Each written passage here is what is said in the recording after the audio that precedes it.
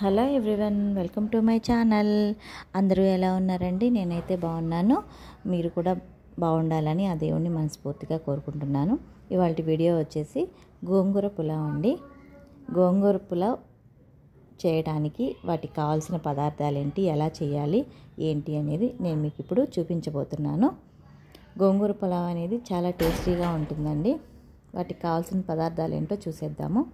First వచ్చేసి ఇవన్నీ నేను ముందుగానే రెడీ చేసి పెట్టుకున్నానండి. గోంగూర పులావ్ చేయడానికి ముందుగానే నేను అన్నీ కట్ చేసుకొని ముక్కలుగా కట్ చేసుకొని పెట్టుకున్నాను. ఫస్ట్ టమాటాస్, కొత్తిమీర, పుదీనా, కొబ్బరి, కరివేపాకు, ఆనియన్స్, పచ్చిమిర్చి ముక్కలు, అల్లం ముక్కలు, వెల్లుల్లి. ఇవి వచ్చేసి పచ్చి బఠానీ అండి, గ్రీన్ బఠానీ. నేను ఒక 2 hours బిఫోరే నేను నానబెట్టుకొని పెట్టేసుకున్నాను. ఫస్ట్ ఆఫ్ ఆల్ అల్లము వెల్లుల్లి 2 కలిపి మిక్సీ పట్టుకోవాలండి, పేస్ట్ లాగా చేసుకోవాలి.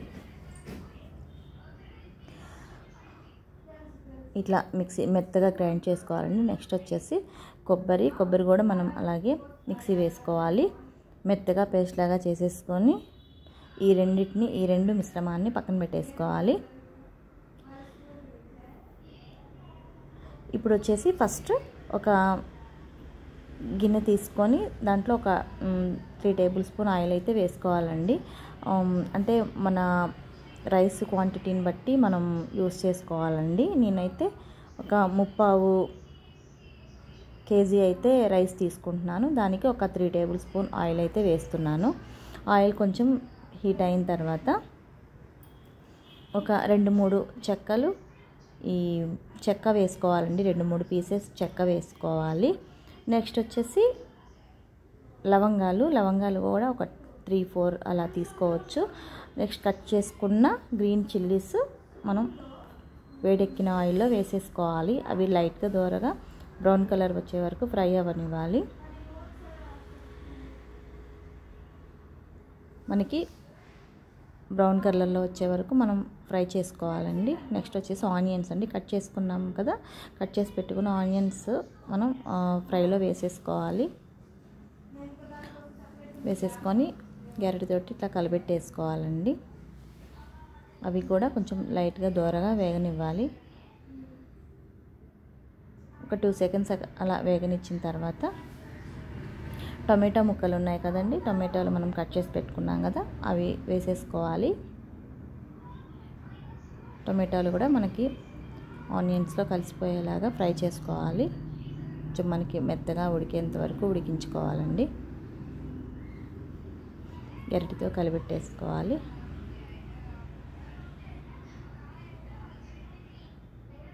నెక్స్ట్ వచ్చేసి మనం బఠానీ నానబెట్టేసుకోవాలని చెప్పాను కదండి. ఒక 2 hours అట్లా 2-3 hours బఠానీలు మనం నానబెట్టేసుకోవాలి. నానబెట్టుకున్న వాటిని తీసి మనం ఈ మిశ్రమంలో వేసేసుకోవాలి.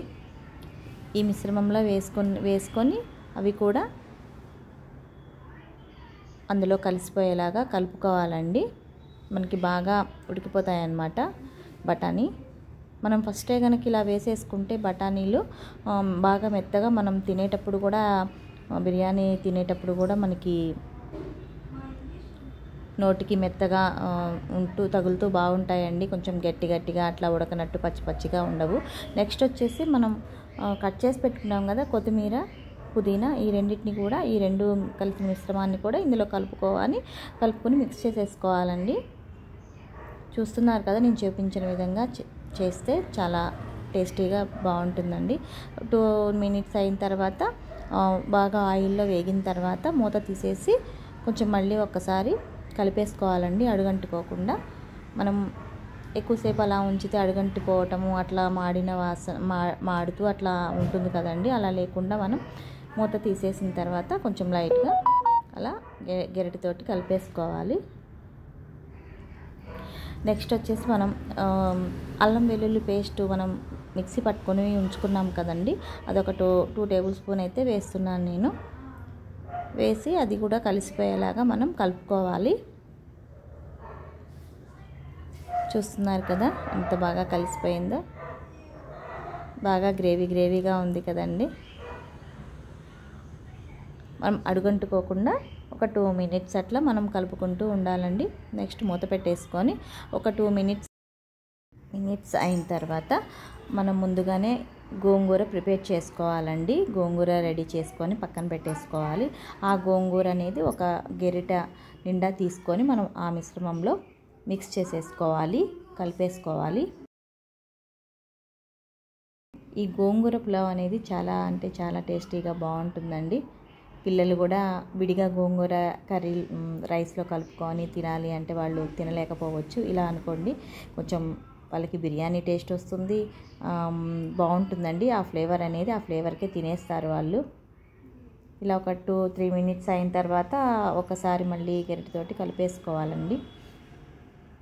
కలుపుకున్న తర్వాత మనం ఏ గ్లాస్తో అయితే మనం రైస్ తీసుకున్నామో అదే గ్లాస్ తోటి వాటర్ అనేది యాడ్ చేసుకోవాలండి. నేనైతే 2.5 గ్లాస్ రైస్ తీసుకున్నాను. ఒక 5 గ్లాసెస్ వాటర్ అయితే యాడ్ చేస్తున్నానండి నేను. మనం ఏ గ్లాస్ అయితే తీసుకుంటామో దానికి డబుల్ వాటర్ యాడ్ చేసుకోవాలన్నమాట. ఇలా యాడ్ చేసుకొని ఒక్కసారి మళ్ళీ గరిటెతోటి కలిపేసుకోవాలండి. వాటర్ యాడ్ చేసుకున్న తర్వాత గరిటెతోటి కలిపేసుకొని ఇట్లా మొత్తం కలిసిపోయేలాగా మసాలా అంతా కలిసిపోయేలాగా ఒకసారి గరిటెతోటి తిప్పుకోవాలి. మనకి టేస్ట్కి తగ్గట్టు ఉప్పు కూడా యాడ్ చేసుకోవాలండి. ఇప్పుడే ఎసురు పోసిన తర్వాతే మనం ఉప్పు కూడా యాడ్ చేసుకోవాలి. టేస్ట్కి తగ్గట్టు యాడ్ చేసుకొని ఒకసారి మళ్ళీ గరిటెతోటి కలిపేసుకోవాలండి. ఇట్లా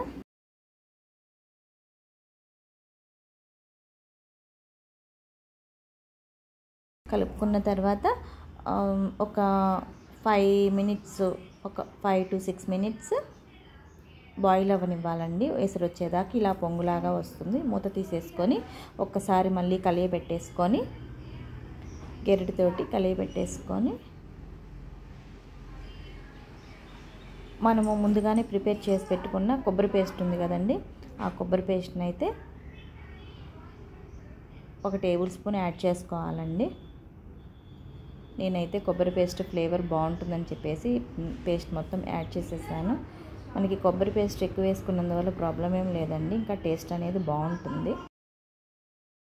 మనకి కలర్ అనేది చాలా చేంజ్ అనేది తెలుస్తుందండి. ఇప్పుడు చూడండి, ఇందాక కలర్ ఎలా ఉంది, ఇప్పుడు కలర్ ఎలా ఉంది కొబ్బరి పేస్ట్ యాడ్ చేసిన తర్వాత అనేది ఆ డిఫరెన్స్ అనేది మీరే చూడొచ్చు. కొబ్బరి పేస్ట్ యాడ్ చేసుకొని ఇలా అది కూడా పేస్ట్ కూడా వాటర్లో కలిసిపోయేదాకా కలిపేసుకోవాలండి. ఇప్పుడు మూత పెట్టేసుకొని ఒక 2-3 మినిట్స్ పొంగొచ్చేదాకా ఆ కొబ్బరి పేస్ట్ కూడా దాంట్లో ఉడకాలి, బాయిల్ అవ్వాలి కాబట్టి ఒక 2-3 మినిట్స్ అలా ఉంచేసుకొని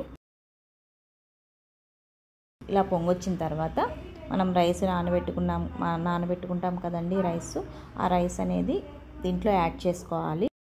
నేనైతే ఒక గంటె తీసుకొని గరిటెతోటి యాడ్ చేస్తూ ఉన్నాను. చూడండి, ఒక్కొక్క స్పూన్ వేస్తూ ఉన్నాను. ఇలా చేసి పిల్లలకి పెడితే వాళ్ళు చాలా ఇష్టంగా తింటారండి. మా పిల్లలు ఏదైనా తింటారండి. అంటే సండే వచ్చిందంటే ఏదో ఒకటి అడుగుతారు వాళ్ళు, ఏదైనా చేయి మమ్మీ అనేసి.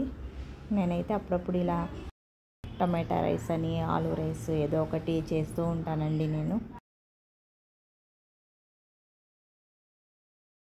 వాళ్ళు విడిగా తినలేకపోయినా ఇలాగైనా కొంచెం తింటారండి వాళ్ళకి తినడానికి తగ్గట్టుగా వాళ్ళ నోటికి టేస్ట్గా మనం చేసి పెడుతూ ఉంటే వాళ్ళు తింటూ ఉంటారు. ఇలా కలిపేసుకొని ఒక 10 మినిట్స్ అయిన తర్వాత ఓపెన్ చేస్తే ఇలా మా గోంగూర పులావ్ అయితే రెడీ అయిపోయిందండి. దీంట్లోకి పెరుగు చట్నీ యాడ్ చేసుకొని తీసుకుంటే సూపర్ టేస్ట్ అండి. ఈ వేడి గోంగూర పులావ్లోకి పెరుగు చట్నీ కలుపుకొని తింటే సూపర్ అంటే సూపర్ ఉంటుందండి. ఒకసారి ట్రై చేసి చూడండి. ట్రై చేసి మీరు కూడా నాకు కామెంట్ బాక్స్లో చెప్పండి. అండ్ అలాగే ఛానల్ని సబ్స్క్రైబ్ చేసుకోండి, మీ ఫ్రెండ్స్కి షేర్ చేయండి. Thanks for watching. బాయ్.